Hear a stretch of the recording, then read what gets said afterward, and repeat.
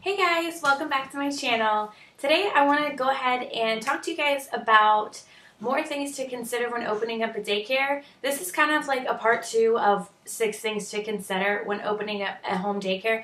I got some really great feedback from you guys, so I decided to go ahead and answer some of your questions. I have some questions about how I take days off and if I'm paid for those. So I'm going to get right into that. I do take 2 weeks off a year, and that is it written in my contract that I have my parents sign so that they know what days or they know how many weeks I take off a year. And I also give myself some leeway. I don't always take this much time off, but I do add it in there, like personal sick days. Like I get up to 5 a year that I'm able to just use if I need to just take a day off, and I will let them know, I'm taking a day off. I need this day. Please find care elsewhere. That's another point. I don't provide backup care because I work in my home. I don't allow somebody else to come in here and take care of my kids while I'm here. Now, say for instance, I have a doctor's appointment. I do have a backup provider that comes in and watches my kids for an hour or 2 hours, and that's my mom. My mom or my mother-in-law. Now, since I am licensed, they do have to go through some courses and take CPR and first aid, have a background check, and take some courses, like I just said, in order to be my certified, I forget what it's called, but backup care provider. So that's what I do if I have, if I need to take Judah to the doctor's appointment or something. If my mom can't take him for me, then she comes and watches the kids for about an hour to 2 hours while I go out and run an errand. But that's like very rare.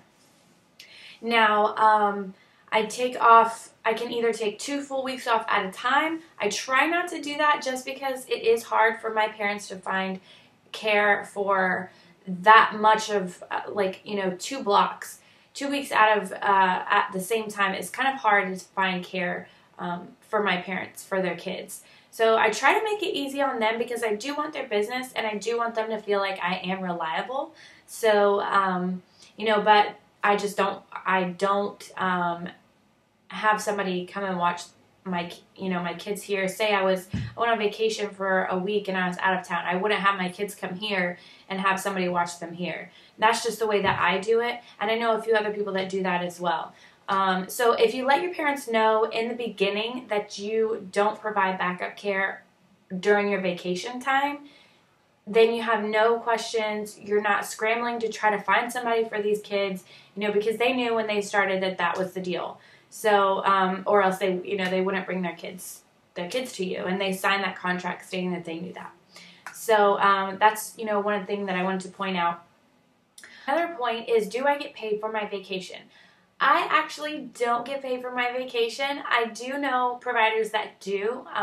My sister-in-law, she charges a lower weekly rate, and she charges them when she is on vacation. So she gets paid. The way she looks at it is, if she had a regular job or, or her parents, her clients, they get paid, they get PTO, paid time off, so should she.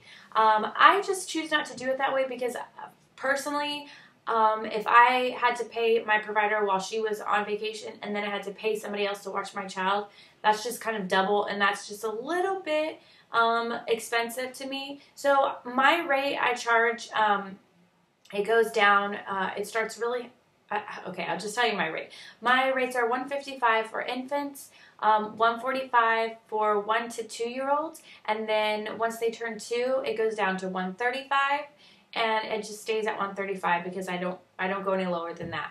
So I'm able to charge those rates, and I have clients, and I don't charge them when I take time off. So how I handle national holidays, like let's say Labor Day, I do get paid for that day just because they pay me weekly and it's not day by day. So my weekly tuition, if they miss a day, it's still the same rate.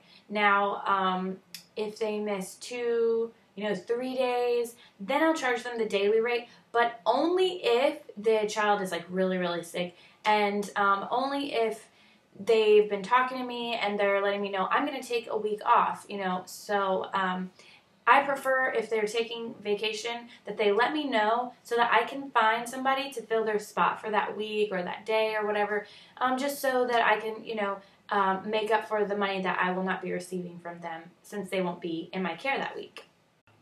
Alright, well that's it. I hope you guys enjoyed this video and got some useful information about how I take my time off, my personal days, and how I handle my children's absences.